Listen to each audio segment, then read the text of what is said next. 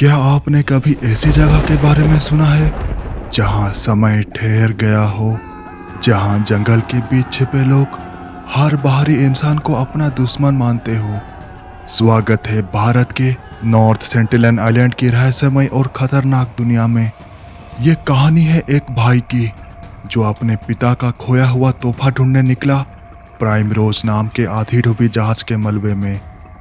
जो जहाज 1981 से अब तक नॉर्थ सेंटिनल आइलैंड में फंसा हुआ है, लेकिन वहां उसे मिला कुछ ऐसा जिसने उसकी जिंदगी को हमेशा के लिए बदल दिया। डर, रोमांच, विश्वासघात और खून से सनी इस कहानी को अंत तक देखें अगर आपके अंदर हिम्मत है। इस कहानी के 3 भाग हैं और अभी शुरू करते हैं इसका पहला भाग।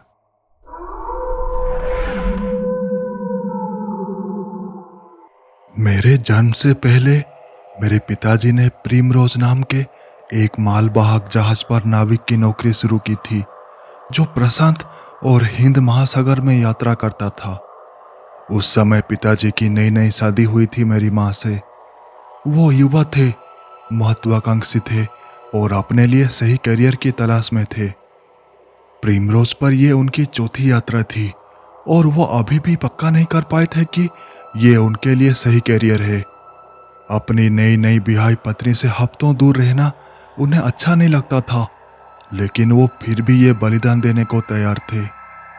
पिताजी हमेशा अपने फैसले सोच समझ कर लेते थे। ये नौकरी बहुत कठिन थी, लेकिन उन्हें यकीन था कि उनकी मेहनत भविष्य में रंग लाएगी। लेकिन अगस्त 1981 की वो खास यात्रा, वो उनकी आखिरी थी। इस यात्रा से लौटने के बाद उन्होंने तुरंत इस्तीफा दे दिया और बीमा बिक्री में करियर शुरू किया। उस यात्रा में हमें बांग्लादेश से सामान लेकर ऑस्ट्रेलिया जाना था, पर हमारी यात्रा पूरा ना हो सका। उस अधूरी यात्रा की आखिरी रात को भयानक तूफान आई। इसके प्रभाव में प्रिमरोज को गलती से एक मूंगा चट्टान में ले जाया गया और वहां जहाज फंस गया और सारे नाविक बंगाल की खाड़ी में फंसे रह गए। पास में एक द्वीप दिख रहा था। कुछ नाविकों ने सुझाव दिया कि द्वीप के घने जंगल में शरण ली जाए, लेकिन कप्तान को पता था कि यह कोई साधारण द्वीप नहीं है। बाहर से ये एक आम ट्रॉपिकल आइलैंड जैसा लगता था, लेकिन ऐसा था नहीं। उन्होंने मदद के लिए रेडियो किया और 2 दिन में मदद आने वाली थी, क्योंकि तूफान में कोई नहीं आ सकता था। मेरे पिताजी समेत सारे नाविकों ने वहां डटकर स्थिति का सामना करने की कोशिश की और हेलीकॉप्टर के आने का इंतजार किया जो उन्हें सुरक्षित निकालेगा। सूरज निकलते ही कप्तान ने फिर से मदद के लिए रेडियो किया। इस बार उनका संदेश बहुत जरूरी था। यह एक इमरजेंसी था। मैडे मैडे, प्रिमरोज का तुरंत मदद चाहिए। हमें काले रंग के लोग आदिम हथियारों के साथ हम पर हमला कर रहे हैं। वो किनारे पर नाव बना रहे हैं। हमें फौरन मदद चाहिए। प्लीज जल्दी आइए, हमें मदद चाहिए। ये लोग ही नॉर्थ सेंटिनल आइलैंड को खास बनाते हैं। ये थे सेंटिनलीज, एक ऐसी जनजाति जो इस द्वीप पर रहती है और पश्चिमी दुनिया से पूरी तरह कटी हुई है। भारत ने इस द्वीप के आसपास 3 मील का प्रतिबंध क्षेत्र बनाया है और इसका कारण साफ है। सेंटिनलीज उन लोगों को मार डालते हैं जो उनके टापू के आसपास जाने की हिम्मत करते हैं। उनके हथियार पुराने जमाने के थे, तीर और भाले।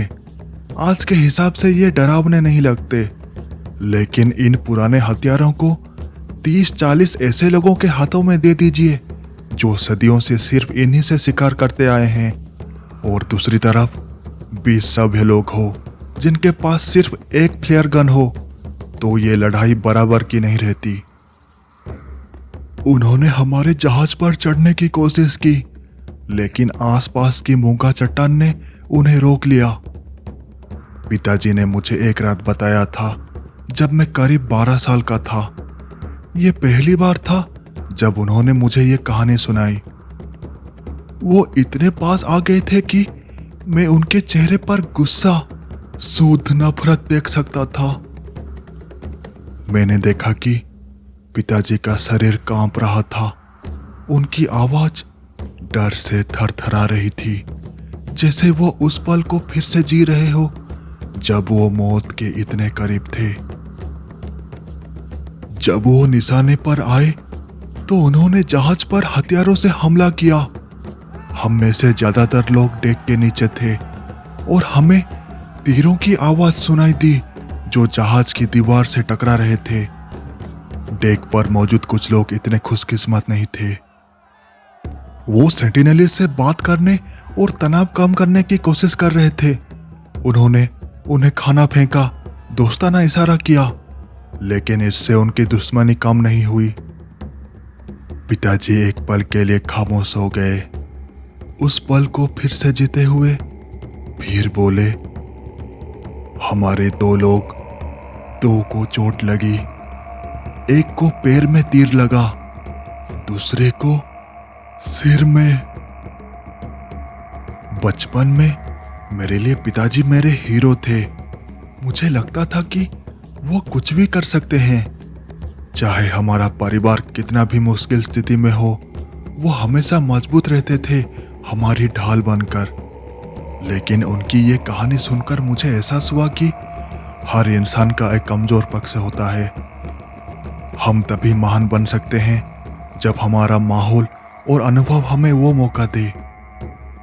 मैंने उन्हें डेक के नीचे बैठे हुए कल्पना किया, एक ऐसे इंसान के रूप में जो अपने आसपास से अनजान था, जिसका सामना एक ताकतवर दुश्मन से था जो उसे मारने की कोशिश कर रहा था।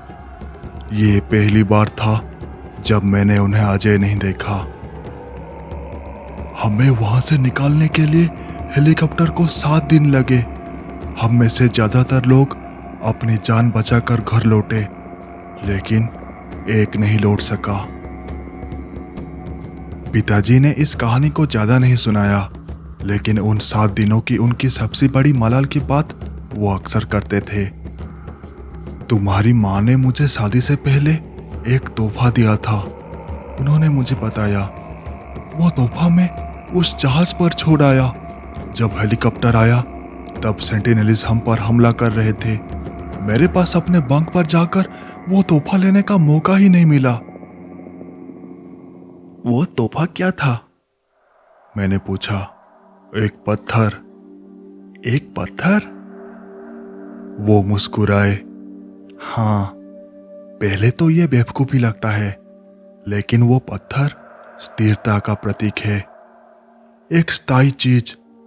तुम्हारी माँ ने उस पत्थर पर कुछ शब्द उकेरे थे जो हमारे रिश्ते को दर्शाते थे, विश्वास, प्यार और हंसी। मैं उन लंबी यात्राओं पर वो पत्थर अपने साथ ले जाता था। ये मुझे याद दिलाता था कि घर पर कौन मेरा इंतजार कर रहा है। मैंने इस कहानी के बारे में अपनी जिंदगी में बार बार सोचा, नॉर्थ सेंटिनेल टापू के रहस्य की वजह से नहीं, बल्कि उस पत्थर की वजह से।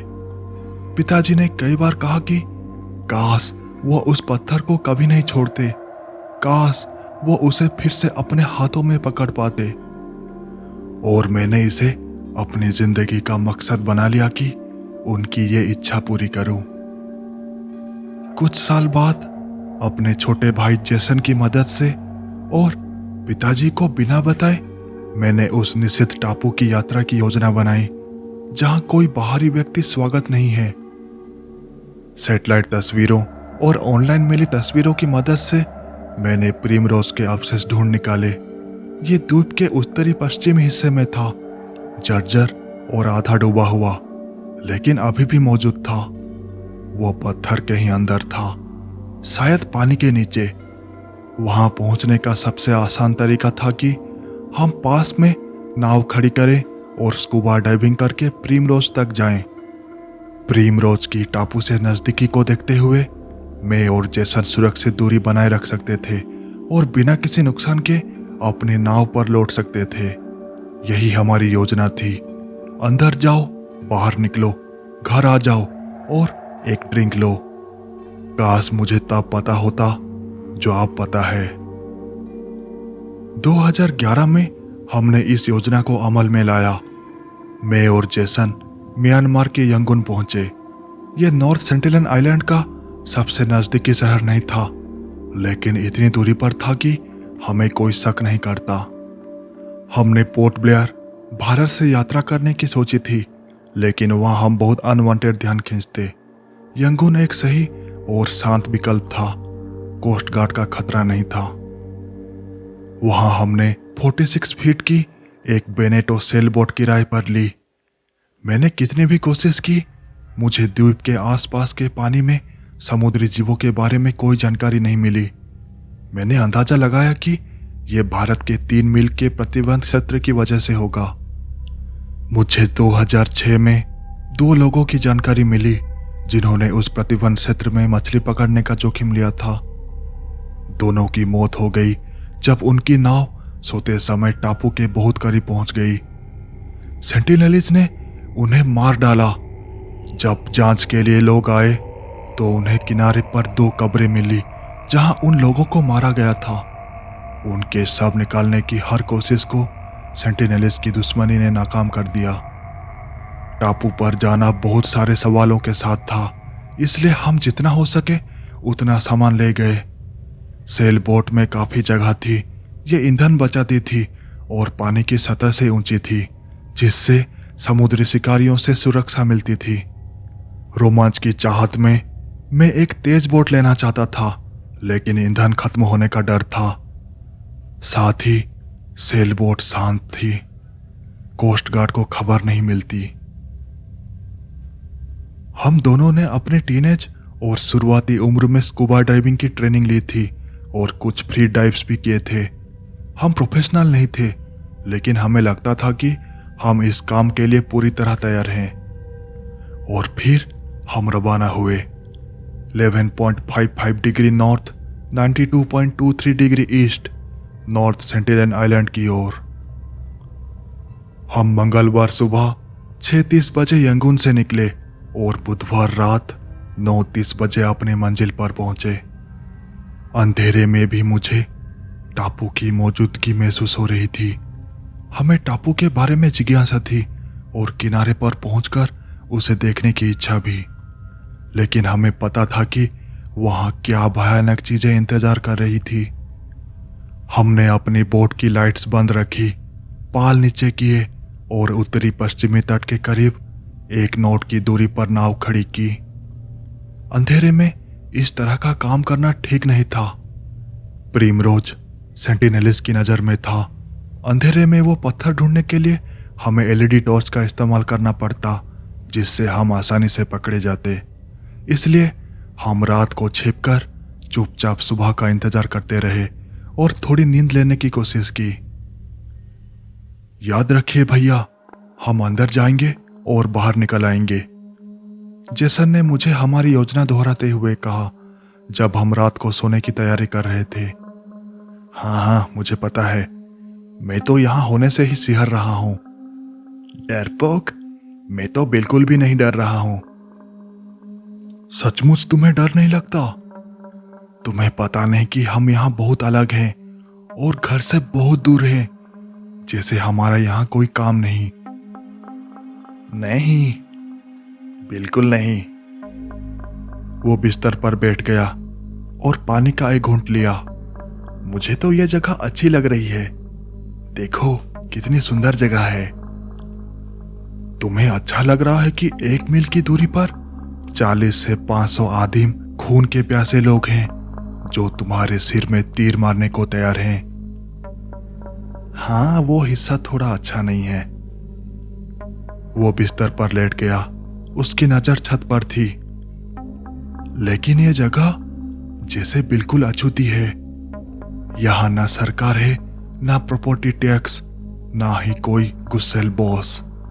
ये बस प्राकृतिक है, इंसान की बुनियादी प्रवृत्ति को संजोए हुए, जैसा दुनिया को होना चाहिए था। मैंने हैरानी से आंखें घुमाई। कब से तुम अराजकतावादी बन गए? वो हंसा। बस इतना कह रहा हूं, ये जगह अच्छी है, कोई बेकार का सरकारी झंझट नहीं। अगर इतना ही पसंद है तो मैं किनारे पर तुम्हारे लिए एक छोटा सा घर बना दूं और तुम्हें यहीं छोड़ दूं। उसमें वाईफाई होगा। उसने मजाक किया। जेसन का बेफिक्री रवैया मुझे संतुलित रखता था और मुझे लगता है कि मेरा बारीकियों पर ध्यान देना उसे संतुलित रखता था। बस दो साधारण भाई। मैंने उस रात जितना हो सका नींद लेने की कोशिश की। मेरी घबराहट मुझे हर 20-30 मिनट में जगा रही थी। जैसे ही मैंने सूरज के उगने के हल्के निशान देखे, मैं डेक पर गया। वो पहली बार था जब मेरी आंखों ने टापू को देखा और उस पल में मुझे समझ आया कि जेसन रात को क्या समझाने की कोशिश कर रहा था। टापू ने मुझे हक्का बक्का कर दिया। मैंने दूरबीन से हल्की धूप में एक विशाल जंगल को देखा जो मैनहट्टन जितना बड़ा था, और मैंने खुद को किनारे पर शांति से बैठे हुए रेत में अपनी उंगलियां को हिलाते हुए इमेजिन किया। उस पल में मेरी सारी चिंताएं गायब हो गई। आधुनिक समाज की जंजीरें मेरे लिए बोझ नहीं रही। मुझे याद नहीं कि मैंने कभी इतना आजाद महसूस किया था। दिल की गहराई में मुझे पता था कि टापू का आकर्षक जंगल खौफ से ढका हुआ था और मुझे उस पल में इसकी परवाह नहीं थी। डर में एक गजब की शुद्धता होती है। जब मैंने बाईं ओर देखा तो प्रिमरोज दिखा। जहाज का पिछला हिस्सा अभी भी पानी से बाहर था, लेकिन अगला हिस्सा ज्यादातर डूबा हुआ था। हमें बिना किसी नक्शे या दिशा निर्देश के जहाज में तलाशी करनी थी।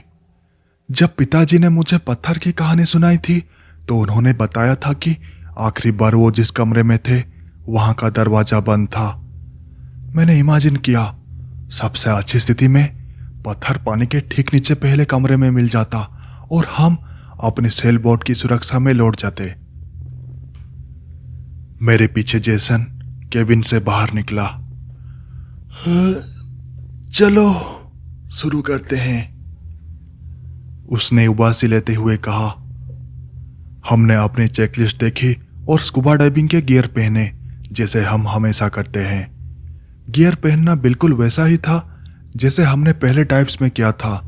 इस बार फर्क सिर्फ इतना था कि हम दोनों ने एक अतिरिक्त चाकू और म्यान लिया था जो आमतौर पर हम नहीं लेते थे। और जैसे ही सूरज पूरी तरह से उग आया, हम दोनों पानी में कूदे और प्रिमरोज की ओर तैरते हुए आगे बढ़े। रास्ते में हमें ज्यादा कुछ नहीं दिखा, लेकिन जब हम मूंगा चट्टान के पास पहुंचे तो वहां समुद्री जीवों की भरमार थी। ज्यादातर छोटी मछलियां, कोई खास खतरा नहीं दिखा। और फिर प्रिमरोज सामने आया। पानी के नीचे जहाज की दीवारें पूरी तरह से वाल और बार्नाक्लेस से ढकी थी। धातु जंग खा चुकी थी और पीले मूंगे के विशाल टुकड़े में फंसी थी। इस जगह से हम किनारे से करीब 1200 फीट दूर थे। हम में से किसी ने भी पानी से सिर बाहर नहीं निकाला। अगर सेंटिनेलीज वहां थे तो हम नहीं जानना चाहते थे।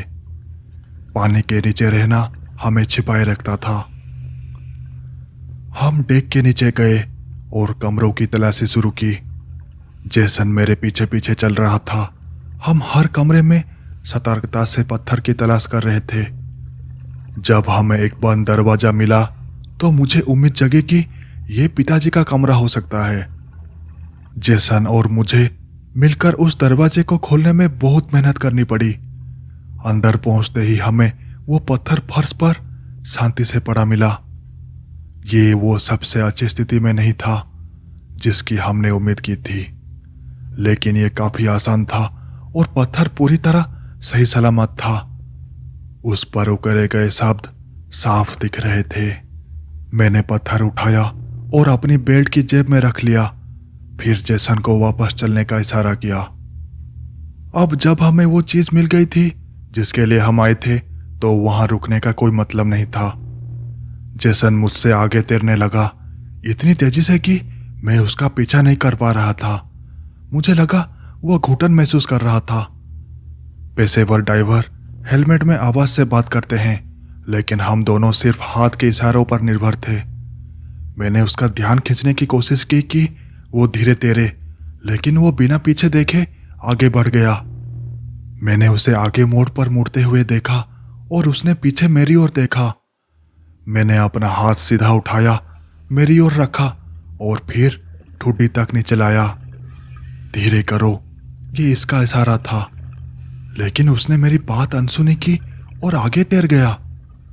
मैं धीरे धीरे आगे बढ़ा, अपनी सांसों को सामान्य रखते हुए। जब मैं बाहर निकलने के रास्ते पर पहुंचा तो एक लहर का बहाव आया और मैं रास्ते से भटक गया। मेरा शरीर पूरी तरह उलट गया क्योंकि पानी की ताकत मुझे बाहर ले गई। जब मैंने खुद को संभाला तो मैंने जेसन को ढूंढने की कोशिश की। आगे मैंने उसे देखा, वो खून के बादल में छटपटा रहा था। स्कूबा डाइविंग का सुनहरा नियम है कि घबराना नहीं। घबराहट से दिल की धड़कन बढ़ती है, सांसें तेज होती है और ऑक्सीजन ज्यादा खर्च होता है। जिस तरह जेसन छटपटा रहा था वो घबराहट से कहीं आगे था। उसे कुछ हो गया था और उसने नियंत्रण खो दिया था। मैं उसकी ओर तैरा, अपनी शांति बनाए रखने की कोशिश करते हुए। जब मैं उसके पास पहुंचा तो मैंने उसके कंधे पकड़े और उसे मेरी ओर घुमाया। मैंने 3 उंगलियां हॉरिजेंटली हाथ के नीचे दिखाई, फिर अंगूठा ऊपर किया। यह सुरक्षा रुकावट सतह पर जाओ का इशारा था। मुझे नहीं पता था कि वो खून क्यों बह रहा था। जाहिर तौर पर कुछ गलत हो गया था। अगर वो घायल था तो हमें सतह पर जाना था, भले ही इसका मतलब जनजाति द्वारा देखा जाना हो। मैंने पानी में खून का निशान देखा जो एक नुकीले मूंगा तक जाता था। लहर ने शायद उसे उसी में धकेल दिया था। उसके शरीर में कहीं चोट लगी थी। खून की एक मात्रा देखकर लग रहा था कि घाव गहरा था। एक और बड़ी लहर आई जो हमें रास्ते से भटका गई, लेकिन मैंने जेसन के वेट सूट को अपनी मुट्ठी से जकड़ रखा था। जैसे ही मैं उसे सतह की ओर ले जाने लगा, जेसन ने जोर से सिर हिलाया और अंगूठा नीचे किया। यह इशारा था कि हमें और गहराई में जाना था। फिर उसने अपना हाथ सीधे हमारे बोट की दिशा में उठाया, यह बताने के लिए कि हमें वापस तैरना है। मेरे चेहरे पर भ्रम देखकर उसने एक उंगली सीधे ऊपर और किनारे की ओर इशारा किया। यह स्कूबा डाइवर्स का कोई आधिकारिक इशारा नहीं था, लेकिन मुझे समझ आया। वो बता रहा था कि सेंटिनेलिस किनारे पर हैं, हमें देख रहे हैं। मैंने नीचे देखा और ध्यान दिया कि जेसन अपने बाएं पेट को पकड़े हुए था। वहीं खून का स्रोत था। हाथ के इशारों से हम ज्यादा बात नहीं कर सकते थे, लेकिन मैंने अंदाजा लगाया कि जेसन को मूंगा से चोट लगी होगी। वो घबरा गया और फिर सांस लेने या घाव को संभालने के लिए सतह पर गया होगा। सतह पर पहुंचते ही उसका सामना उन लोगों से हुआ जिनसे हम बचने की कोशिश कर रहे थे। बिना और समय गवाए मैंने जेसन का दायां हाथ अपने कंधे पर डाला और किनारे से दूर नीचे की ओर तैरना शुरू किया। अपने भाई को सुरक्षित ले जाने की कोशिश करते हुए मैं सोच रहा था कि क्या मेरे पीछे सेंटिनेलिस हमला करने की तैयारी कर रहे हैं या हमारी जगह तक तैरने की कोशिश कर रहे हैं। ऊपर हवा तेज हो गई थी और मैं मजबूत धाराओं से लड़ रहा था। जेसन को पकड़े रखने के लिए अपनी पूरी ताकत लगा रहा था। मेरा हाथ उसकी कमर पर था और जब मैं उसका वेटसूट पकड़ नहीं पा रहा था तो मुझे उसकी तेज सांसें महसूस हो रही थी। मैंने जितना हो सका उसे शांत करने की कोशिश की। अगर वो ऐसे ही सांस लेता रहा तो उसे चक्कर आ सकता था या उसकी ऑक्सीजन खत्म हो सकती थी। उसने मेरी ओर देखा और हमारी आंखें मिली। मैं उसका डर देख सकता था। हम मुश्किल हालत में थे, लेकिन शांत रहना जरूरी था दोनों के लिए। अपने बाएं हाथ से मैंने 2 उंगलियां अपनी आंखों पर रखी, फिर एक उंगली से खुद की ओर इशारा किया। मेरी ओर देखो, ये इशारा था। मैंने अपना हाथ हॉरिजेंटली रखा और नीचे किया। धीरे करो, ये इसका इशारा था। फिर मैंने अपनी मुट्ठी सीने पर रखी और उसकी ओर इशारा किया। इसका आधिकारिक मतलब था, तुम्हारी हवा कम हो रही है। ये उसे उसके सांसों पर ध्यान देने की चेतावनी थी, लेकिन मैं कुछ और भी कह रहा था। मैं तुमसे प्यार करता हूं, चिंता मत कर छोटे भाई, मैं तुम्हें संभाल लूंगा, तुम्हें कुछ बुरा नहीं होगा।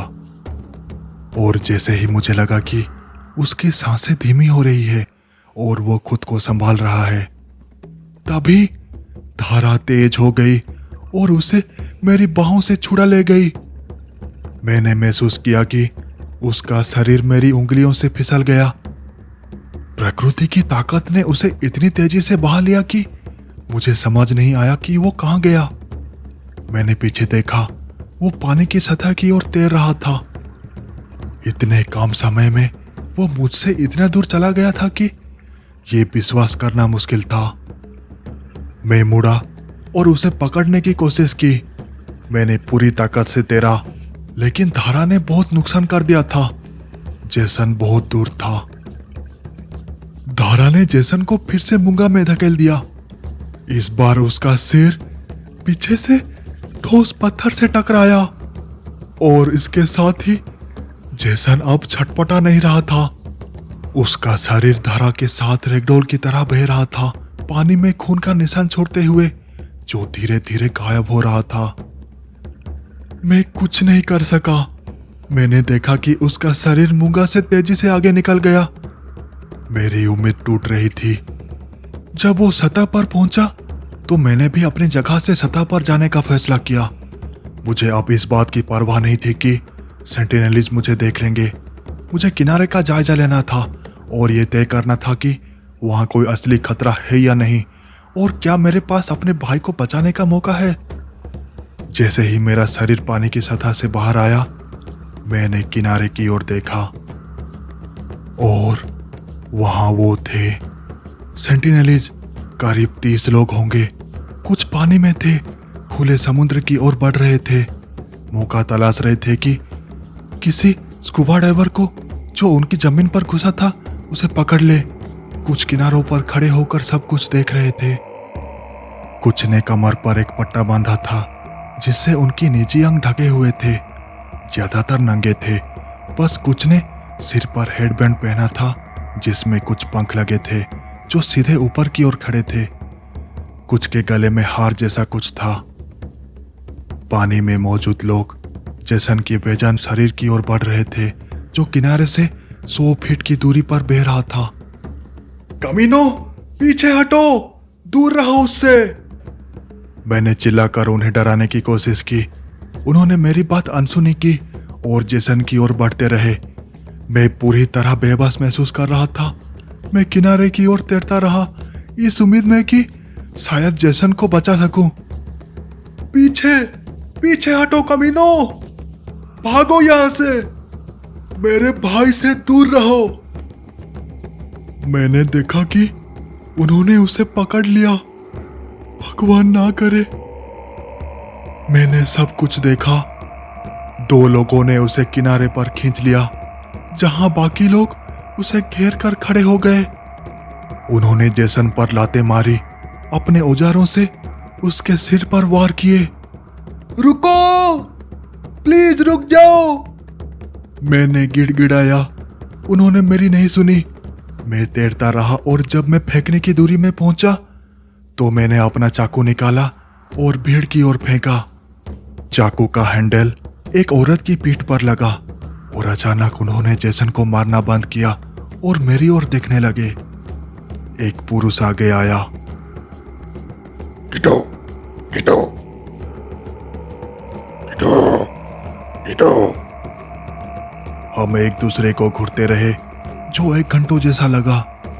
फिर वो धीरे से मुड़ा और जेसन को जंगल में घसीट ले गया। बाकी लोग उसके पीछे गए और जल्द ही वो सब मेरे भाई को लेकर गायब हो गए। उन्होंने मुझे वहां पानी में खड़ा छोड़ दिया। जो मैंने अभी देखा था उससे मैं खुद को रोक नहीं पा रहा था। मुझे ठीक ठीक नहीं पता था कि उस मुख्य पुरुष ने मुझसे क्या कहा था। दुर्भाग्य से सेंटिनेलिस की भाषा पर कोई किताब नहीं थी, लेकिन उसकी वो घूरती नजर ने साफ साफ संदेश दे दिया था, आओ और उसे ले जाओ। एक चुनौती जिसे मैं गुस्से और दुख में स्वीकार करने को तैयार था। चाहे मैं जिंदा हूं या मर जाऊं, मैं अपने भाई को पीछे नहीं छोड़ने वाला था। मैं वहां अकेला खड़ा था, बंगाल की खाड़ी के बीच एक सुनसान द्वीप पर, जहां 40 से 500 खतरनाक आदिवासी लोग थे और सभी मुझे मारना चाहते थे। जब से मुझे याद है, मैं हमेशा सजा के मकसद के बारे में सोचता रहा हूं। लोगों की मौत की सजा देने का असली कारण क्या है? भगवान आत्माओं को नरक में क्यों भेजते हैं? मेरे लिए सजा हमेशा सुधार के बारे में रही है। हम अपराधियों को जेल भेजते हैं ताकि जब वो बाहर आए तो दोबारा वही गलती ना करे।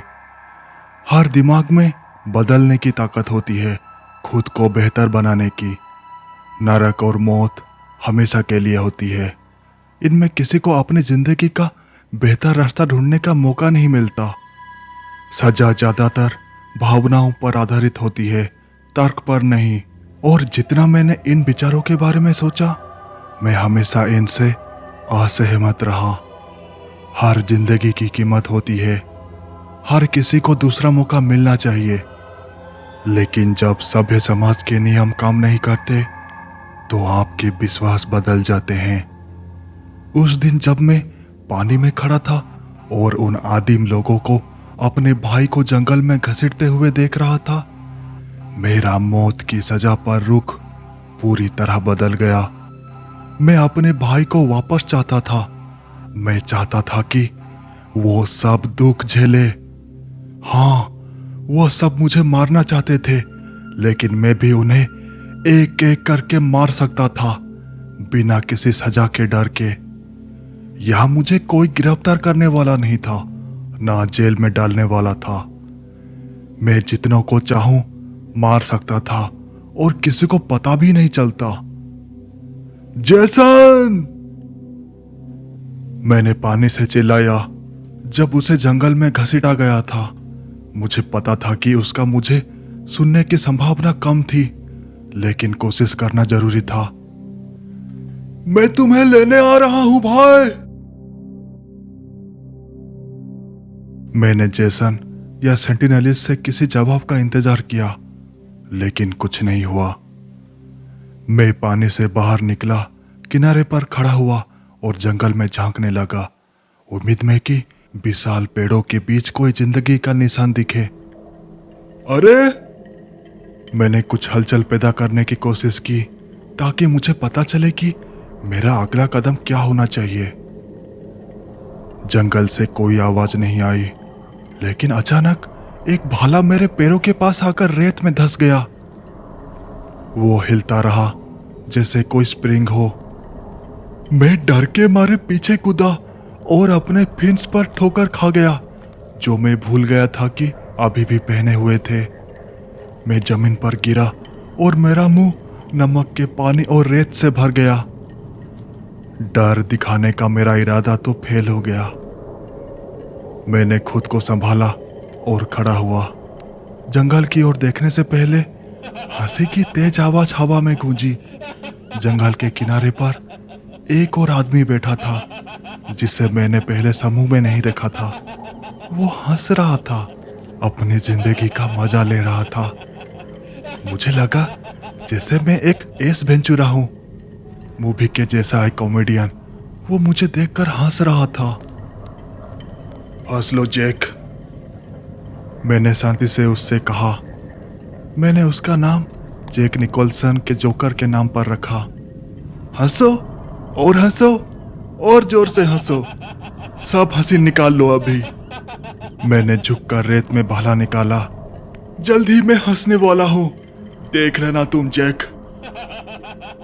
मुझे पता था कि वो मेरी बात नहीं समझ सकता। मेरे शब्द मेरे लिए ज्यादा थे, उससे कम। उसकी हंसी अब एक बड़ी मुस्कान में बदल गई थी और वो मुझे घूर रहा था, मुझे परख रहा था। उसका गहरा काला रंग जंगल की पृष्ठभूमि में घुल मिल गया था।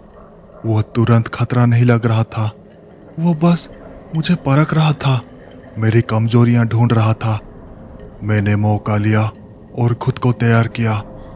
जब वह मुझे देख रहा था, मैंने अपना स्कूबा गियर उतारा और सामान का ढेर किनारे पर बनाया। मेरा रेगुलेटर, मास्क, एयर होज, माउथपीस, एयर टैंक, थर्मोमीटर, मुझे इनमें से किसी की जरूरत नहीं थी। भाले के लिए शुक्रिया जैक, मैंने उसकी ओर देखकर कहा। हम फिर मिलेंगे। वो कमजोरी ढूंढना चाहता था तो मैंने उसे दे दी, लड़ने से इनकार। उसे लगा कि मैं डरपोक हूं, वो मुझे कम आंकेगा। अपने वेट सूट, बेल्ट, 2 6 फीट की रस्सियां, दूसरा चाकू, स्नॉर्कल, फेंस, मेरे पिताजी का पत्थर और भाले के साथ मैं जैक से दूर दक्षिण की ओर किनारे पर चलने लगा। बार बार पीछे मुड़कर देखता कि जैक मेरा पीछा कर रहा है या नहीं। वो नहीं कर रहा था। किनारा खाली था, मैं अकेला था। तुरंत कोई योजना बनाना मुश्किल था। मुझे यकीन था कि जंगल में सीधा घुस जाना मुझे पूरी तरह असुरक्षित छोड़ देगा। सेंटिनेलीज इस टापू को जानते थे, ये उनका घर था और वो खतरनाक शिकारी थे। उनके पास फायदा था, पर उन पर हमला करने से पहले मुझे अपने आसपास की जगह को समझना था और इन लोगों के बारे में जितना हो सके जानकारी इकट्ठा करनी थी बिना देखे गए। किनारे पर चलते हुए मैं जंगल में झांकता रहा। मैं कोई भी गतिविधि ढूंढ रहा था जिसे मैं परख सकूं। कोई उजड़ा हुआ मैदान, पैरों के निशान, टूटी टहनियां या गोबर। मैं जंगल से आने वाली किसी भी आवाज को ध्यान से सुन रहा था। हालांकि ज्यादातर मुझे सिर्फ लहरों की आवाज सुनाई दे रही थी। ये लोग भले ही आदिम थे, फिर भी इंसान थे। जंगल में इंसान किसी जानवर की तरह खास पैटर्न और रूटीन रखते हैं। आखिरकार हम एक जैसे हैं। हमें परिचित चीजों में सुकून मिलता है। संभवतः इस टापू पर कोई केंद्रीय जगह होगी जहां उन्होंने स्थायी बस्ती बनाई होगी और उस बस्ती का किनारे तक आने जाने का एक पसंदीदा रास्ता होगा, एक हाईवे, सेंटिनेलीज का हाईवे। टापू के बारे में ऑनलाइन मेरी रिसर्च में मुझे ज़्यादा कुछ नहीं मिला। सैटेलाइट तस्वीरों में ज़्यादातर पेड़ों की छतरी दिखती थी जो पूरे टापू को ढके हुए थी। मुझे हेलीकॉप्टर से ली गई कुछ हवाई तस्वीरें मिली जिनमें सेंटिनेलीज द्वारा बनाए गए छप्पर वाले झोपड़े दिख रहे थे। मुझे यही ढूंढना था और सुरक्षित दूरी से देखना था। जैसन जरूर वहां होगा। मैंने पीछे मुड़कर देखा और पाया कि मेरा पीछा एक और आदमी कर रहा था। वो अकेला था, मुझसे करीब 300 फीट दूर, और उसने मेरे सामान के ढेर से मेरा स्कूबा मास्क उठा लिया था जो अब गायब था। मेरी पीठ मुड़ते ही उन्होंने मेरा सामान ले लिया होगा। वो आदमी मास्क के साथ छेड़छाड़ कर रहा था और आराम से मेरा पीछा कर रहा था। बहुत बढ़िया, मैंने सोचा, वो मुझे खतरा नहीं मान रहा। वो रुका, उसने अपना भाला नीचे रखा और मास्क पहन लिया। फिर वो अपना सिर तेजी से इधर उधर हिलाने लगा जैसे अपनी नज़र की जांच कर रहा हो। उसने अपनी हथेली अपने चेहरे के सामने फैलाई और उसे पास फिर दूर करने लगा। किसी भी इंसान की तरह वो उत्सुक था। जिज्ञासु जॉर्ज, मैंने खुद से बुदबुदाया। खुश हूं कि तुम्हें मेरा तोहफा पसंद आया।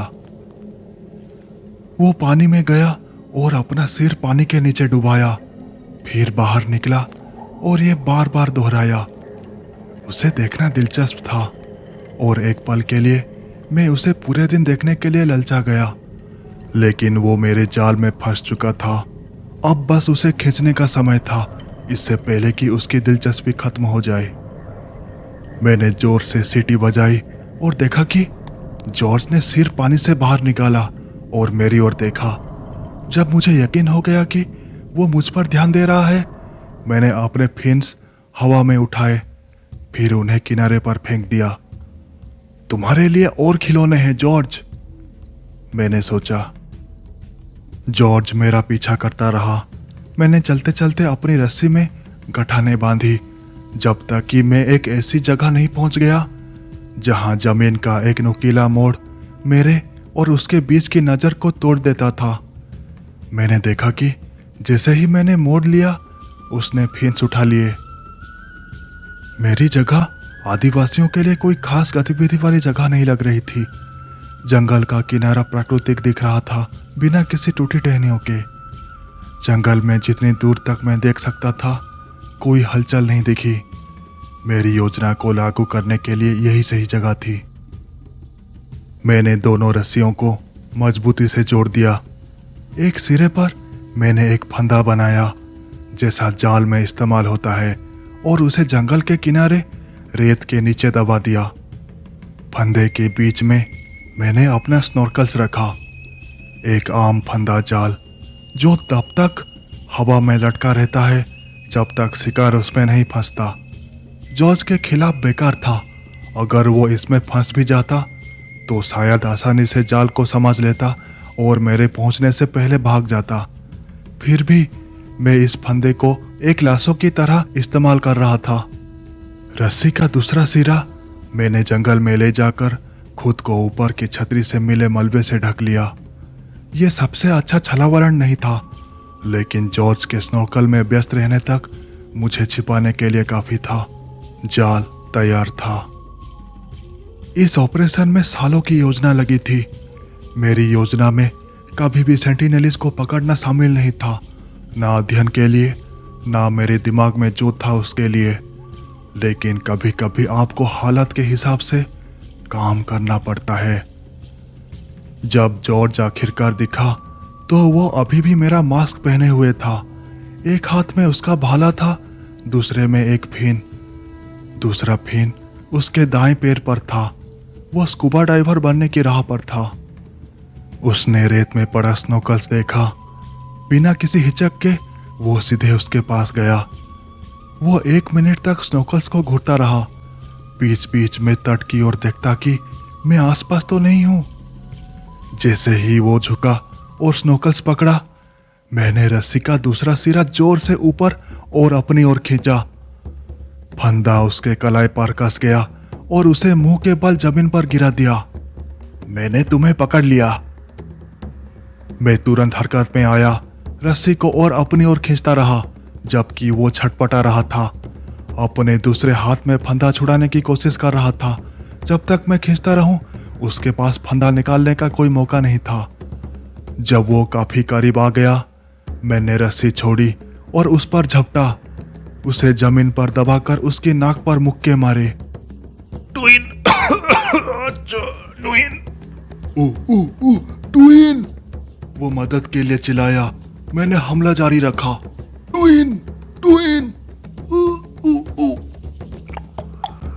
कमबख्त, इस आदमी से बदबू आ रही थी। मुझे उसके नाक की हड्डी मेरे नाकों के नीचे टूटती हुई महसूस हुई, और जैसे ही मुझे लगा कि उसका छटपटाना कम हो रहा है, मैंने मुट्ठी भर मिट्टी उठाई और उसके आंखों और मुंह में मल दी। चुपचाप रहे जॉर्ज! मैं खड़ा हुआ और वो जमीन पर छटपटाने लगा, भागने की कोशिश करने लगा। मैंने उसके पेट में जोर से लातें मारी, जिससे वो हिला नहीं। मैंने कहा चुपचाप रहे! वो जमीन पर भ्रूण की तरह सिकुड़ा, पेट पकड़े हुए खांसता रहा और दर्द में कराहता रहा। मैंने नीचे झुककर उसका बायां हाथ खींचकर सीधा किया, उसे जमीन के समानांतर रखा। फिर मैंने अपनी म्यान से चाकू निकाला। पूरी ताकत से मैंने चाकू उसकी हथेली में घोंप दिया।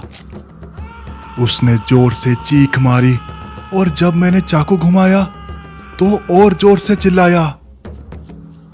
ठीक है जॉर्ज, मुझे लगता है तुम्हारे लिए बस हो गया।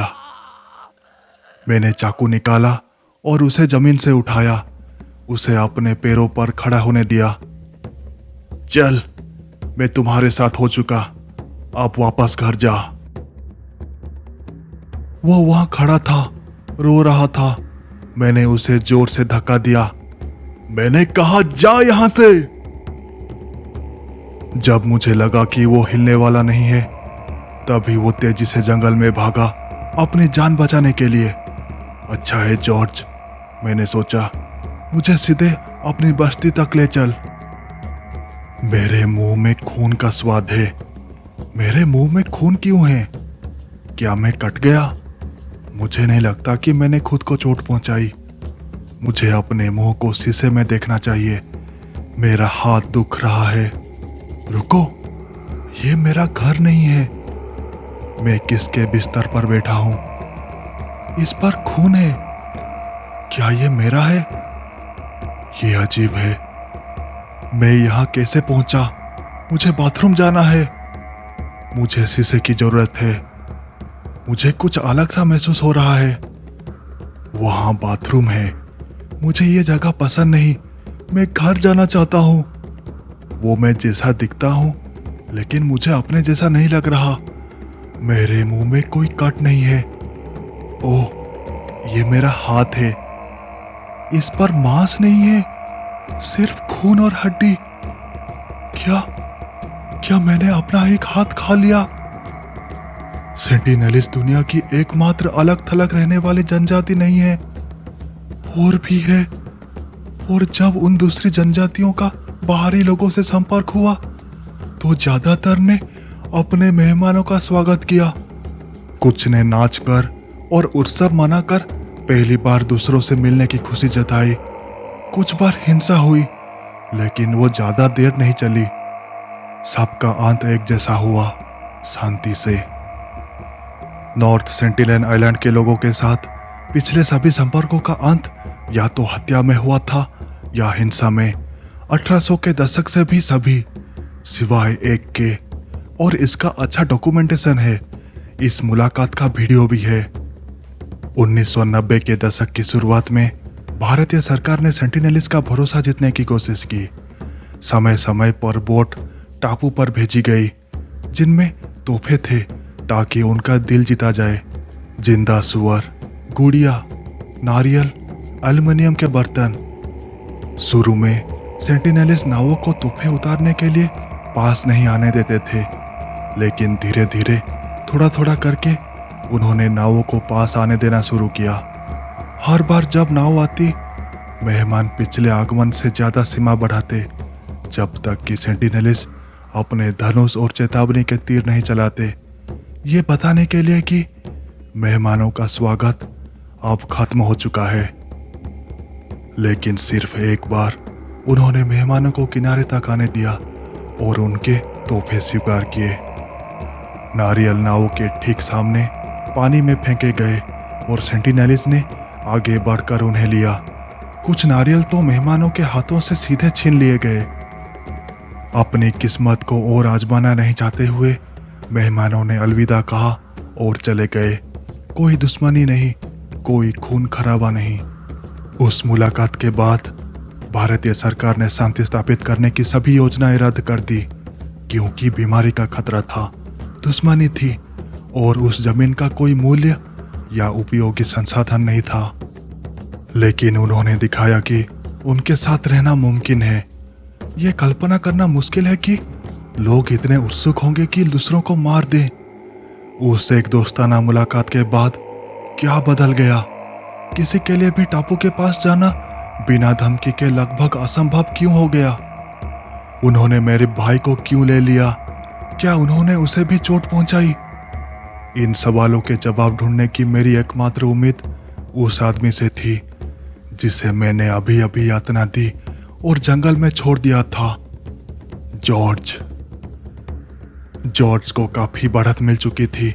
जितना मैं देना चाहता था उससे ज्यादा। मैं विचलित हो गया था और वो अब नजर में नहीं आ रहा था। विशाल जंगल में गायब हो गया था। मुझे जल्दी करना था। एक बार जब वो अपनी बस्ती पर पहुंच जाता और बाकी लोग देख लेते कि मैंने उसके साथ क्या किया, तो वो निश्चित रूप से जैसन को मार कर बदला लेते।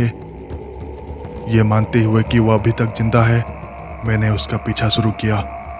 मैं जंगल में किसी भी जानवर को स्वाभाविक रूप से ट्रैक कर सकता हूँ, लेकिन ये एक थकाऊ प्रक्रिया है जिसमें मैं माहिर नहीं हूँ। जिस तेजी से जॉर्ज भाग रहा था, अगर मैं सिर्फ पैरों के निशान और टूटी टहनियों पर निर्भर रहता तो वो मुझसे बहुत पहले अपने गांव पहुंच जाता, इसलिए खून का इस्तेमाल किया था। ये मुझे उसे तेजी से ट्रैक करने में मदद करता है। जॉर्ज जंगल में पूर्व दिशा की ओर सीधा भागा था। मैंने काम शुरू किया, पेड़ों के बीच तेजी से बढ़ते हुए और बाकी आदिवासी लोगों के लिए सतर्क रहते हुए। जमीन पर खून के बूंदें थी जो गहरी मिट्टी और सूखी पत्तियों के साथ मिलकर एक साफ रास्ता बना रही थी। मैंने करीब 2 मिनट तक स्थिर गति से पूर्व की ओर बढ़त बनाई, जब तक अचानक खून का निशान खत्म हो गया। जमीन पर कुछ पैरों के निशान थे, लेकिन वो पुराने लग रहे थे। निशानों के ऊपर की पत्तियां मिट्टी में नहीं दबी थी, जिसका मतलब था कि वो निशान बनने के बाद पत्तियां उन पर गिरी थी। मैं थोड़ा और पूर्व की ओर गया, लेकिन वहां कुछ भी ताजा नहीं था। उसने दिशा बदल ली होगी। मैं उस आखिरी जगह पर वापस गया जहां मैंने उसका खून देखा था और दक्षिण की ओर उसका पीछा शुरू करने लगा। इस जगह पर मैं पूरी तरह जंगल में घिरा हुआ था। किनारा अब नजर नहीं आ रहा था, लेकिन फिर भी मुझे कुछ नहीं मिला। वो कहाँ गया होगा? मैं फिर से आखिरी खून के निशान वाली जगह पर गया और उस जगह का अध्ययन किया। वहां कुछ हुआ था, एक झड़प। मैंने पहले इस पर ध्यान नहीं दिया था क्योंकि मैं खून पर ज्यादा ध्यान दे रहा था, ना कि किसी और गतिविधि के संकेतों पर। जमीन पर पैरों के निशान भरे हुए थे और पत्तियां बिखरी हुई थी। एक जोड़ा निशान बाकियों से बिल्कुल अलग था। ज्यादातर नंगे पैरों के थे, लेकिन इनमें से एक पैटर्न था और हर पैटर्न के बीच में टिम्बरलैंड शब्द उल्टा लिखा था। बूट्स? ये यहां कैसे आए? ये मेरे नहीं थे। मैं नंगे पैर था। क्या ये सेंटिनेलीज के लिए तोहफे थे? क्या ये किनारे पर बहकर आए थे? मेरे पास समय नहीं था। मैं इन निशानों के बारे में सोचकर उनका मूल ढूंढ नहीं सकता था। मुझे जेसन तक पहुंचना था, वो भी जल्दी। मैंने जोखिम लिया और दक्षिणी पूर्व की ओर भागा। पहले तो तेज गति से चल रहा था, लेकिन अब मैं दौड़ रहा था। पेड़ों के आगे की ओर देख रहा था और कभी कभी जमीन पर अपनी पकड़ बनाने के लिए देख रहा था। बस थोड़ा और आगे बढ़ो, वो ज्यादा दूर नहीं हो सकता। मैं अचानक रुक गया जब मुझे और निशान दिखे, बहुत सारे निशान। वो पूर्व से पश्चिम की ओर सीधे रेखा में जा रहे थे। एक दिशा किनारे की ओर थी, दूसरी जंगल के बीच में। ये वही हाईवे था, उनका किनारे तक जाने का पसंदीदा रास्ता। यही मुझे चाहिए था। ये एक जीपीएस की तरह था जो मुझे कदम कदम पर रास्ता बता रहा था। इस हाईवे का फायदा उठाने से पहले मुझे पास में एक हल्की सरसराहट की आवाज सुनाई दी। ये पूर्व दिशा से आ रही थी। मैंने बाईं ओर देखा और कुछ फीट दूर एक झाड़ी से अंधेरे में घिरी 2 आंखें मुझे देख रही थी। डर और आत्मघृणा का मिश्रण मेरे शरीर में दौड़ गया। मैं लापरवाह हो गया था। मैंने सुनहरा नियम तोड़ दिया था, कभी घबराओ मत। अब मैंने अपनी स्थिति आदिवासियों को बता दी थी और वो मेरा शिकार कर रहे थे। अचानक जैक झाड़ी से बाहर निकला। उसका धनुष मेरी ओर तना हुआ था। उसका चेहरा गुस्से से भरा हुआ था। याबिनोगा बाको, उसने धीरे से कहा। ओबिन्यू ड्यूइन, याबिनोगा बाको,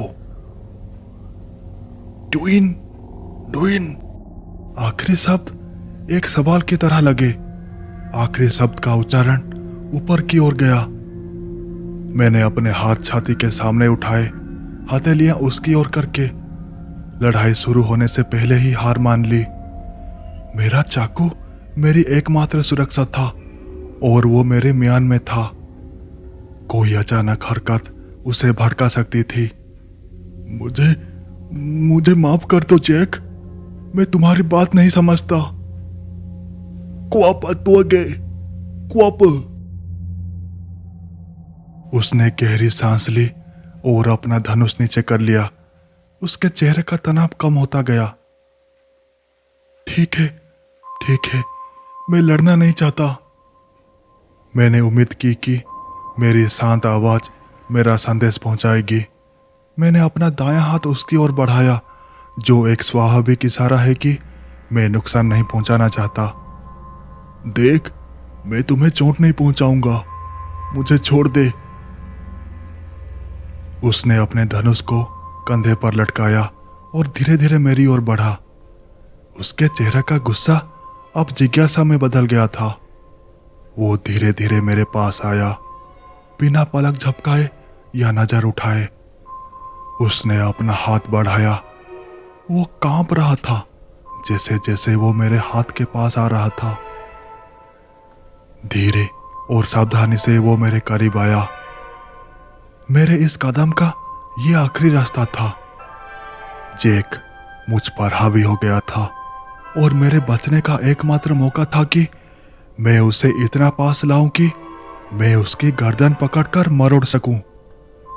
लेकिन उसके चेहरे की वह अभिव्यक्ति बता रही थी कि वह मुझे नुकसान नहीं पहुंचाना चाहता था, वह बस मुझसे डर रहा था।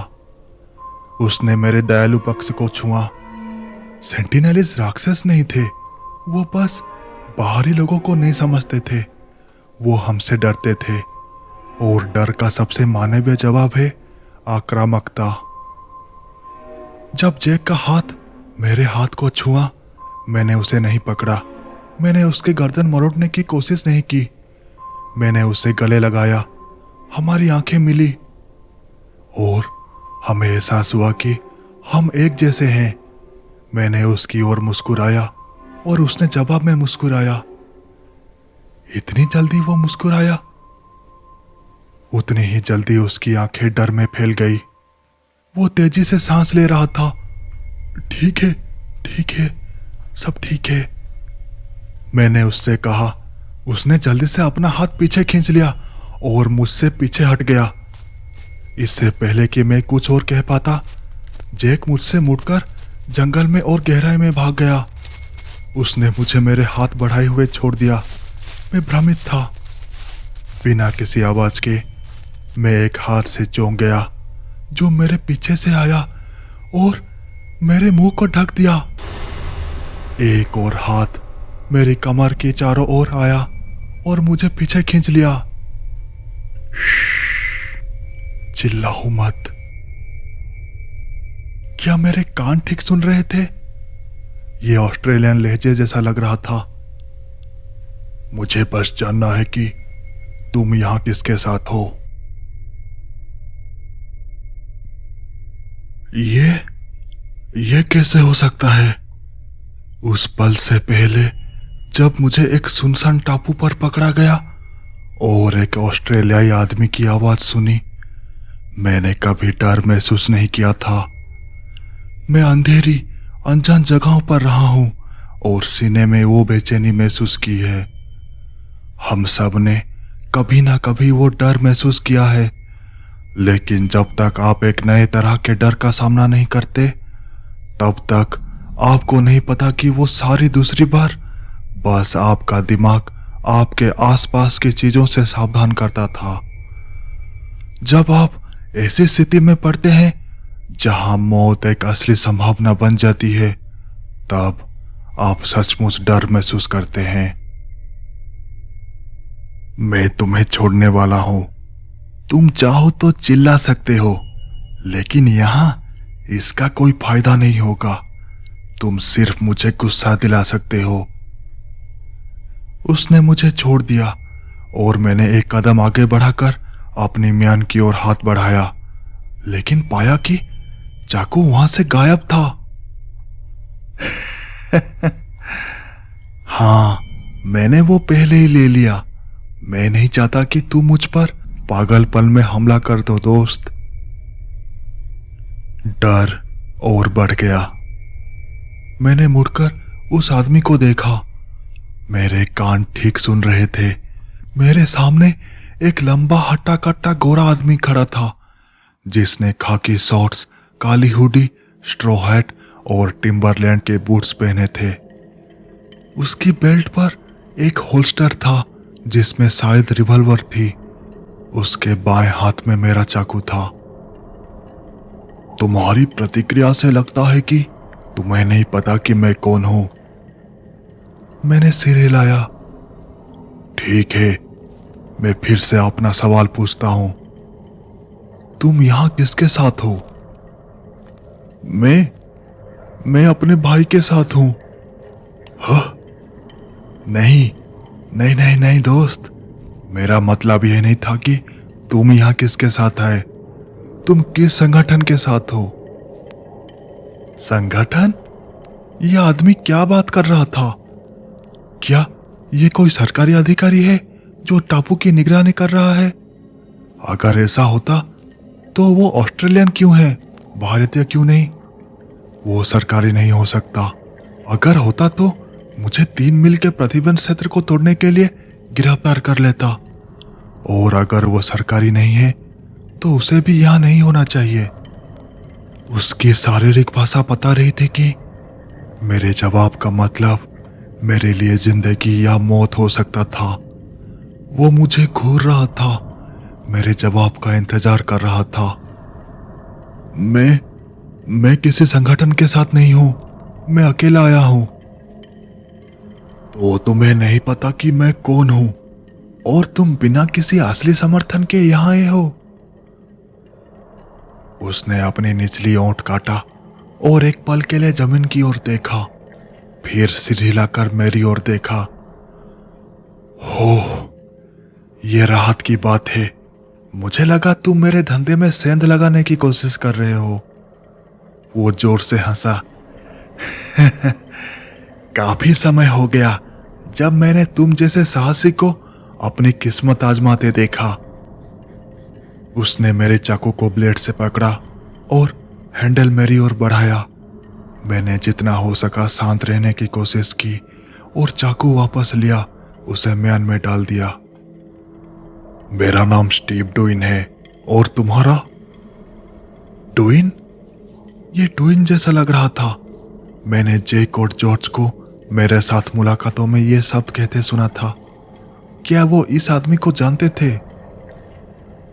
तुम्हारा नाम नहीं बताया? ओह, जेफ फेरेली। मैंने झूठ बोला।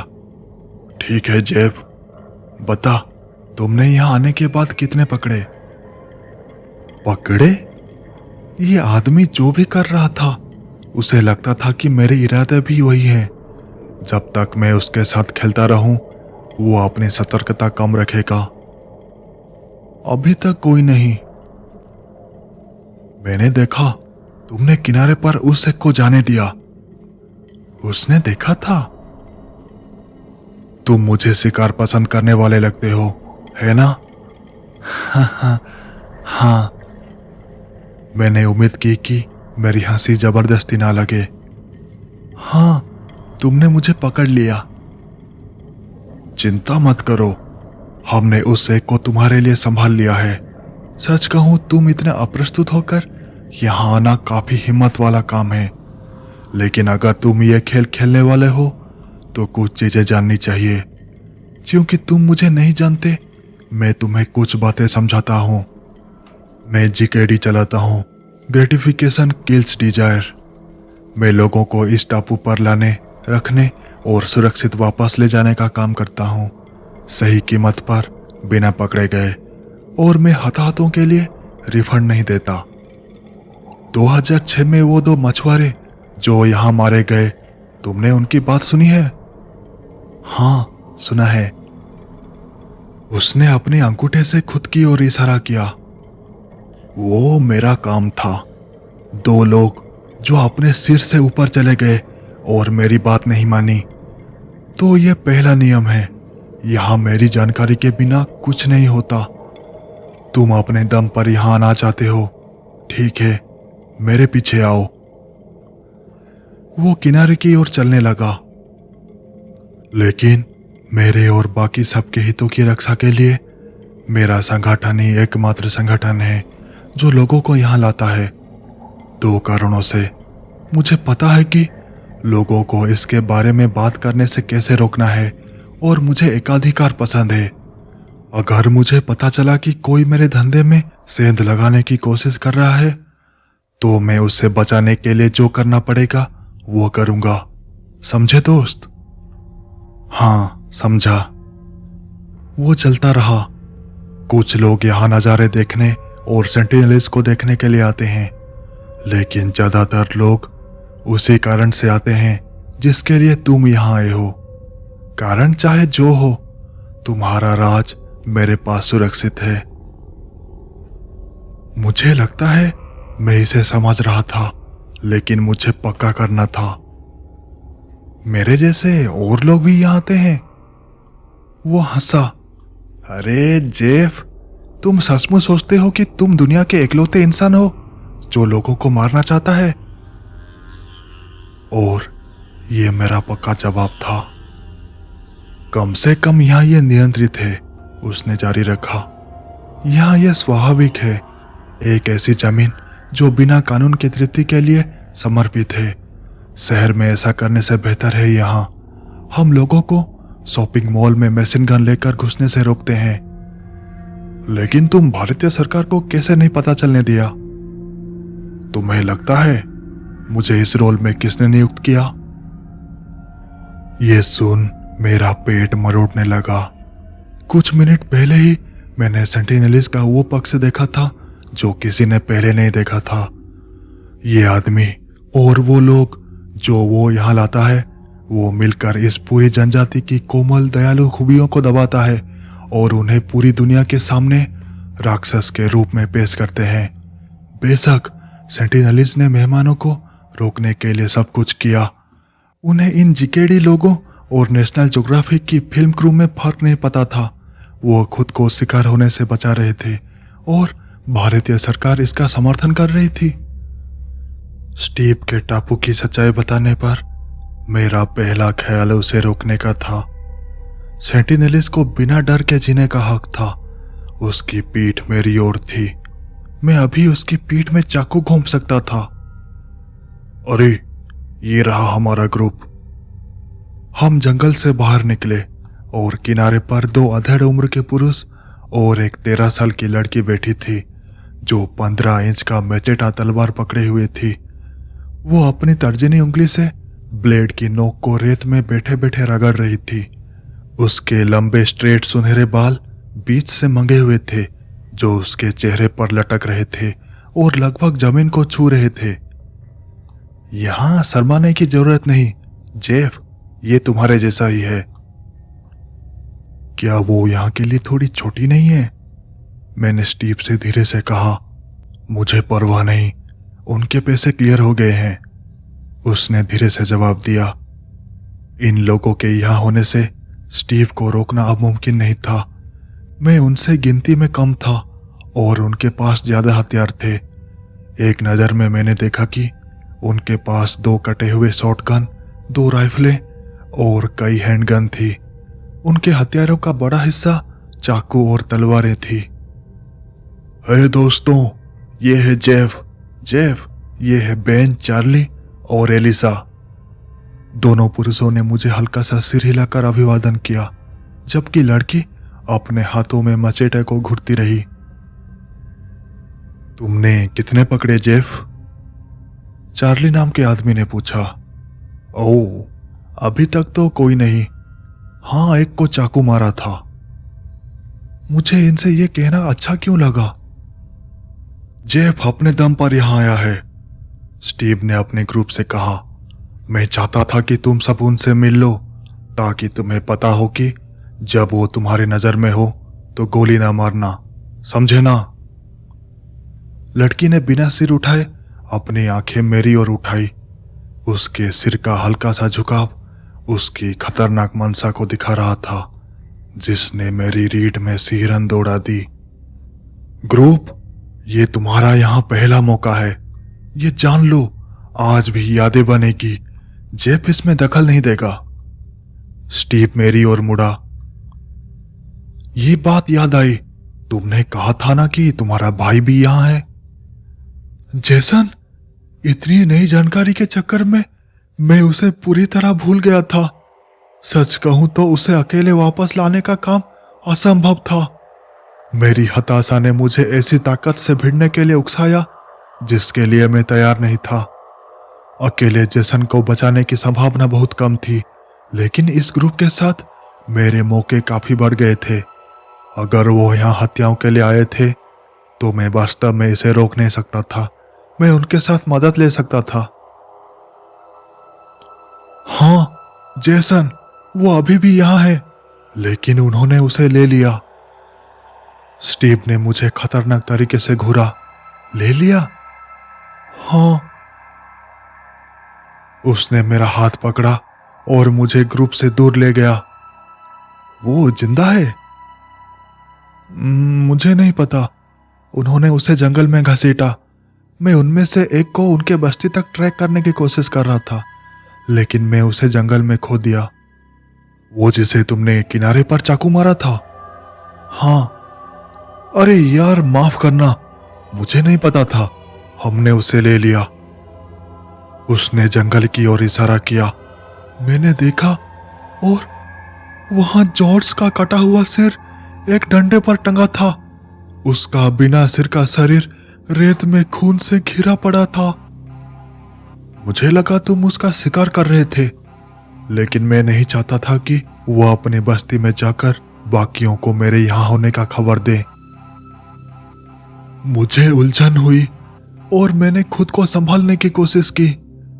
आज सुबह मैं जॉर्ज को अपने मुक्कों से पीट रहा था और चाकू मार रहा था। मैं उसे मारना चाहता था। अब मैं उसके टंगे हुए सिर को देख रहा था। उसका चेहरा हमेशा के लिए दर्द और उदासी में जमा हुआ था। मुझे बहुत अफसोस है जॉर्ज। तुम यहां आने पर कितने को मारते हो? मैंने स्टीव से पूछा। ये ग्रुप पर निर्भर करता है। आमतौर पर प्रति व्यक्ति 2 हत्याएं। हम आमतौर पर कुल मिलाकर 10 हत्याएं करते हैं। क्या तुम्हें डर नहीं लगता कि तुम उन्हें पूरी तरह खत्म कर दोगे?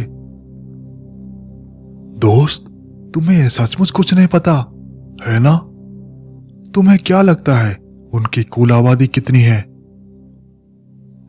मैंने पढ़ा है कि 40 से 500 के बीच। हजारों। यहां हजारों की संख्या में है। हजारों? हाँ, इस टापू पर कोई प्राकृतिक शिकारी नहीं है। वो बीमारियों से कटे हुए हैं। यहाँ खाने के ढेर सारे स्रोत हैं और कोई प्रतियोगी नहीं जो वही संसाधन चाहता हो। हम उन्हें बढ़ने से रोक नहीं सकते। अगर मैं उनकी संख्या को नियंत्रण ना करूं तो वो ज्यादा हो जाएंगे और भारतीय सरकार इसे क्यों मंजूरी देगी? जितना ये परेशान करने वाला था, इसका मतलब समझ में आया, लेकिन मैं इस ख्याल से नहीं हट सका कि पॉपुलेशन कंट्रोल के बेहतर, ज्यादा मानवीय तरीके हैं। भारत को खुद जनसंख्या की समस्या रही है। वो अपने नागरिकों को नसबंदी के लिए प्रोत्साहन देता है और गर्भ निरोध के उपयोग को बढ़ावा देता है। सेंटिनेलिस की नसबंदी के लिए एक टीम बनाना असंभव नहीं है, लेकिन इसमें पैसा लगता है। इस स्थिति में वो पैसा कमा रहा है। सरकारी लालच समाज के मनोबल को कमजोर करता है। देख, स्टीव ने कहा, मैं तुम्हारे भाई को वापस लाने में मदद करूंगा। तुम अकेले ये नहीं कर सकते। तुम्हारे पास सही सामान नहीं है। मुझे अच्छा अंदाजा है कि उन्होंने उसे कहाँ ले जाया है। तुम्हें जहां पकड़ा था वहां से ज्यादा दूर नहीं, एक बड़ी बस्ती है। वो उनका मुख्यालय है। उसने रुककर गहरी सांस ली। हो, ये आसान नहीं होगा और मैं इसे मुफ्त में नहीं कर रहा। मैंने मजाक में कहा, माफ करना, लेकिन मैंने अपना चेकबुक अपने दूसरे वेटसूट में छोड़ दिया। हे, चालाकी मत दिखा। मैं तुम्हारी मदद करने की कोशिश कर रहा हूं। अगर तुम बेवकूफ ना होते तो इस स्थिति में ना होते। ये प्रोजेक्ट मुझे महंगा पड़ेगा और मेरे ग्रुप को जोखिम में डालेगा। ये मेरा काम है। मैं शिकारी हूं। मैं बस उचित मुआवजा मांग रहा हूं। या तो ये, या तुम अपने भाई को फिर कभी नहीं देख पाओगे। मुझे ये पसंद नहीं आया। कितना चाहिए तुम्हें? क्योंकि तुम अपने दम पर यहाँ पहुंच गए हो, मैं तुम्हें अपनी सामान्य फीस में आधा छूट दूंगा। काम के लिए $10,000 और जो हथियार और गोला बारूद इस्तेमाल होगा उसका भुगतान। और मैं तुम्हें भुगतान कैसे करूं? मुझे कैश चाहिए तो कैश, नहीं तो सर्टिफाइड चेक, क्रेडिट कार्ड, मुझे परवाह नहीं।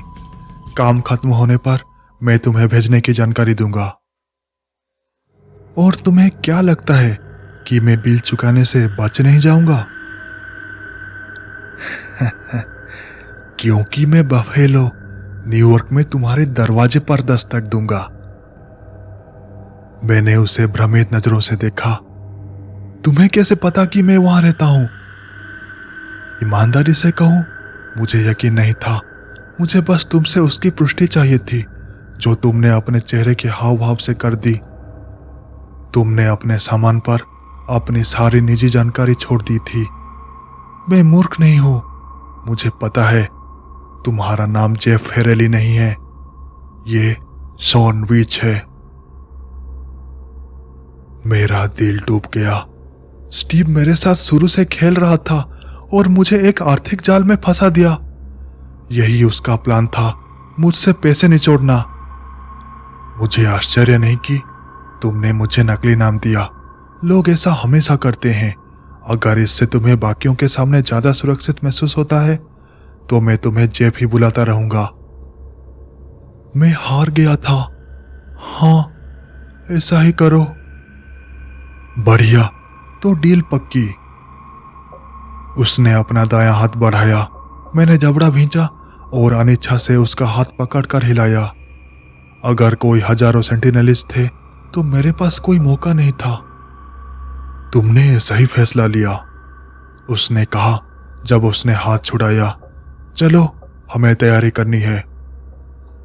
स्टीव मुझे वापस ग्रुप के पास ले गया। उसने बेन, चार्ली और एलिसा को स्थिति समझाई। वो बचाव के प्रयास में शामिल होने के लिए उत्साहित थे। जीकेडी ग्रुप का सामान्य काम था सेंटिनलिस को एक एक करके निशाना बनाना। स्टीव एक को उनकी बस्ती से दूर ले जाता, उसे ग्रुप के पास लाता और वो उसे मार देते। हम जो उनकी बस्ती पर हमला करने की योजना बना रहे थे वो ज्यादा खून खराबे का कारण बन सकता था। यह तब किया जाता था जब उनकी जनसंख्या खतरनाक रूप से बढ़ रही होती थी, जो अक्सर नहीं होता था क्योंकि उन्हें नियमित रूप से मारा जा रहा था। लेकिन जब ऐसा होता तो एक खुशकिस्मत जेकेडी ग्रुप को जितना हो सके उतना मारने की अनुमति दी जाती थी। मौजूदा ग्रुप को मेरे और जेसन की वजह से यह हमला करने की अनुमति मिली थी, लेकिन उन्हें कहा गया था कि सिर्फ जरूरत पड़ने पर ही मारे। प्राथमिकता जेसन को बचाना था। बाद में स्टीव ने मुझे भरोसा दिया कि वो मुझे और जेसन को अपनी एल्यूमिनियम बोट में, जो हमारे उत्तर में खड़ी थी, हमारी सेल बोट तक ले जाएगा। बेन और चार्ली ने हमले की खबर सुनकर अपनी मुट्ठियां हवा में लहराकर खुशियां जताई। एलिसा ने कोई प्रतिक्रिया नहीं दिखाई। वो अपने मैचेटे को घुरती रही। उसका सिर नीचे की ओर था और उसके सुनहरे बाल उसके चेहरे को ज्यादातर ढक रहे थे। मुश्किल से देखा, लेकिन मुझे लगा कि उसके मुंह का किनारा हल्का सा ऊपर उठा। मेरे लिए मेरे मन में दूसरे विचार आ रहे थे। पहले मैं चाहता था कि सभी सेंटिनलिस्ट को दुख पहुंचे, लेकिन अब जब मुझे उनके पीछे की सच्चाई पता चली तो मुझे उनसे हमदर्दी हो रही थी। क्या मेरे भाई की जिंदगी वाकई अनगिनत सेंटिनलिस्ट की जान जोखिम में डालने की लायक थी? मैं पीछे हटने की सोचने लगा। मैं और खून खराबा नहीं चाहता था, खासकर इसका कारण बनना नहीं चाहता था। मैं बस अपने भाई को वापस चाहता था। लेकिन कड़वी सच्चाई थी, अगर मैं पीछे हटता तो ना सिर्फ जेसन हमेशा के लिए चला जाता, बल्कि अब जो मुझे पता था उससे जानने के बाद ये जेकेडी लोग मुझे और सेंटिनलिस्ट के साथ साथ क्यों ना मारते। स्टीव ने हम सबको गैस मास्क दिए, बाकियों को अपना सामान लेने को कहा, फिर हमें जंगल में ले गया। बाकी सब ने सुरक्षा के लिए तरह तरह के कवच पहने और बंदूकों और चाकू लिए। मैंने अपना चाकू पकड़ रखा। 5 मिनट बाद हम एक बड़ी सेंटिनलिस्ट बस्ती के पास झाड़ियों के पीछे छिपकर बैठे थे। वहां छप्पर की झोपड़ियों का एक बड़ा नेटवर्क था और सैकड़ों पुरुष, महिलाओं और बच्चे थे जो हमारी मौजूदगी से बेखबर थे। मैंने उनकी स्थानीय भाषा की बातचीत को हवा में एक पूरे ऑर्केस्ट्रा की तरह बहते सुना। बस्ती के पीछे की ओर जेसन था।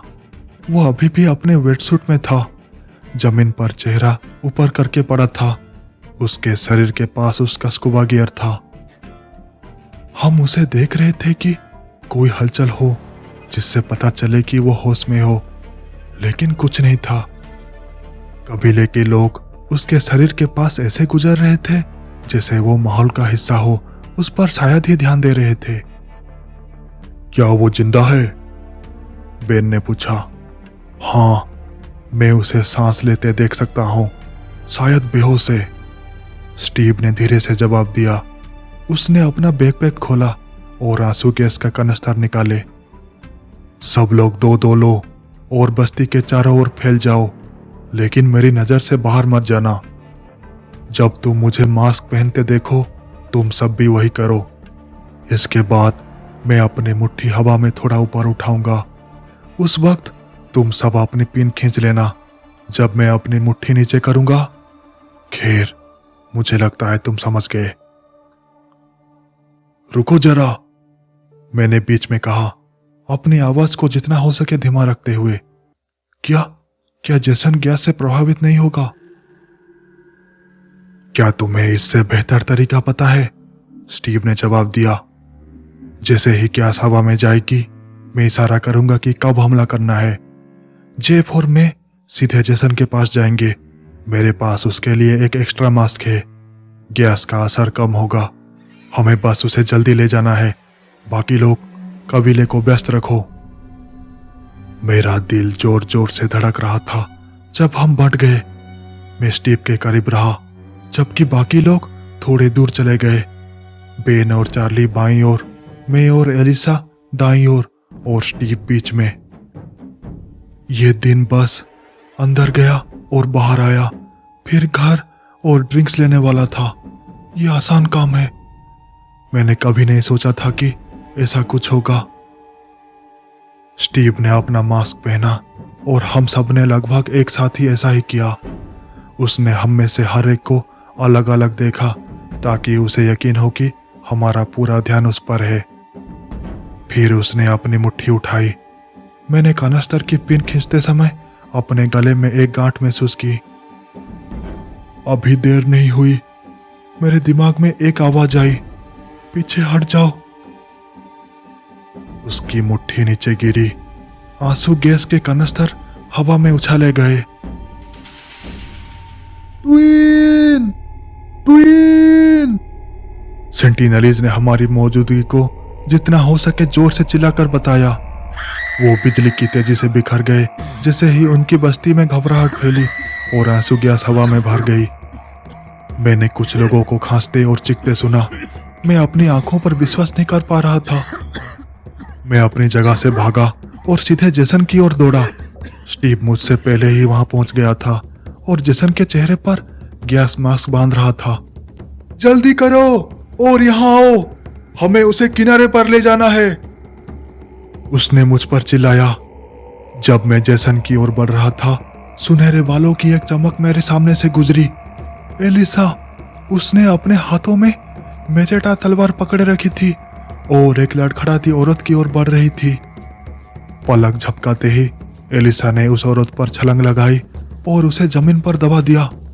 मेजेटा से तेजी से उसके शरीर पर वार किए। औरत चीखी और बाकी सेंटिनलीज अपनी जान बचाने के लिए भागे, लेकिन एलिसा पर कोई असर नहीं हुआ। वो औरत के शरीर को चीरती रही जैसे कोई बम फटा हो। मांस के टुकड़े हवा में उड़ रहे थे। चलो कमबख्त!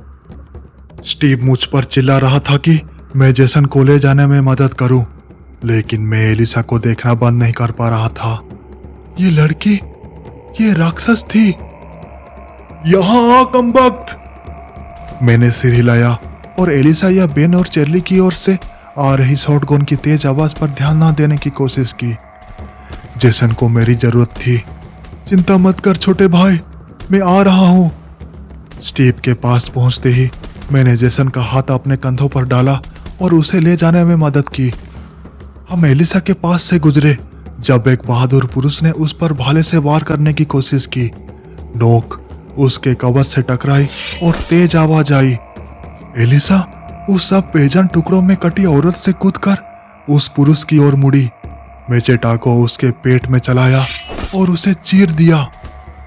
मैंने नजरें हटाई ठीक जब वो आदमी जमीन पर गिरा और एलिसा ने मेचेटा उसके गले के नीचे रखा। बस आगे बढ़ो, यहां से निकल जाओ। जब हम बस्ती से बाहर निकले और फिर से जंगल में घुसे, स्टीव ने सीटी बजाई, बाकियों को इशारा करते हुए कि उसका समय खत्म हो गया और उन्हें पीछे हटना है। हम तेजी से बढ़े और किनारे पर पहुंचने से ठीक पहले स्टीव ने हमें रोका। जरा रुको। उसने अपना गैस मास्क उतारा। क्या हुआ? बस रुको, उसे गंभीर घावों के लिए चेक करो। वो बहुत जटिल है और उसके पेट में एक बड़ा घाव है। क्या खून बह रहा है? नहीं, उन्होंने उसका इलाज किया है। मूंगा चट्टान से उसका घाव कुछ हरी पत्तियों से ढका था और पेट के चारों ओर रस्सी से बांधा था। उन्होंने उसे पीटने के बाद उसे ऐसा क्यों किया? पता नहीं, परवाह नहीं। स्टीव ने जंगल की ओर इशारा किया। देखो। हमारी ओर 3 लोग आ रहे थे, अपने हमले से लौट रहे थे। उनके साथ एक पुरुष था, सिर नीचे किए हुए, हाथ हथकड़ियों से बंधे हुए। वो जैक था। तुम्हारे लिए एक छोटा सा तोहफा है जेफ। मैं सदमे में था। वो जैक के साथ क्या कर रहे थे? सोचा क्योंकि तुम्हें अपनी यात्रा को पूरा करने का मौका नहीं मिला, हम तुम्हें एक आसान शिकार देंगे, बेन ने मुझे कहा। जैक ने ऊपर देखा और मेरी ओर घूरा। मुझे तुरंत उस दोस्ताना घुसपैठिए के रूप में पहचान लिया जो पहले मिला था। उन्होंने जैक को आगे धकेला। ये तुम्हारे लिए सोचा था दोस्त, चलो जल्दी करने की कोशिश करो। मैं जैक के पास गया, अपना चाकू निकाला, थोड़ा हिचकिचाया और उसे उसके सिर के ऊपर से घोंप दिया। मेरा सिर जंगल जैसा फिर से चकरा रहा था।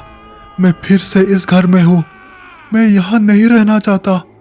मेरा हाथ गायब है, बस गायब। ओह कमबख्त, अब हड्डी भी नहीं बची। ऐसा नहीं हो रहा, मैं यहाँ का नहीं हूँ। कोई गलती हुई होगी। कंबल के नीचे वो गांठ क्या है? मुझे नहीं देखना चाहिए, लेकिन मुझे यकीन करना होगा। इसके पीछे कोई कारण होगा। मरे हुए, सब मरे हुए हैं, ढेर सारे, सब एक दूसरे में उलझे हुए हैं, सब मेरे जैसे दिखते हैं। हे भगवान, ये मैं हूँ, ये सब मैं ही हूँ। मैंने खुद को मारा। मैं खुद को कभी माफ नहीं कर सकता। जब मैं होश में आया, मैं किनारे पर बैठा था, जैक के खून से सना हुआ था। मैं ट्रांस में सीधे आगे घूर रहा था।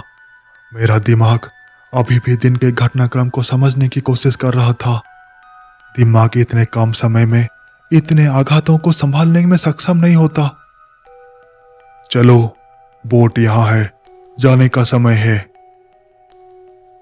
मैंने शब्द सुने लेकिन कोई प्रतिक्रिया नहीं दी। मैं बस वहां बैठा रहा, रेत में अपनी उंगलियां हिलाता रहा।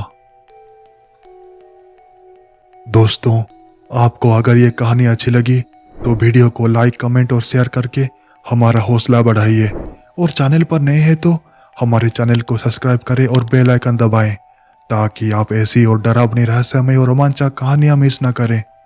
अगली कहानी में फिर मिलते हैं, तब तक अपने डर का सामना करें।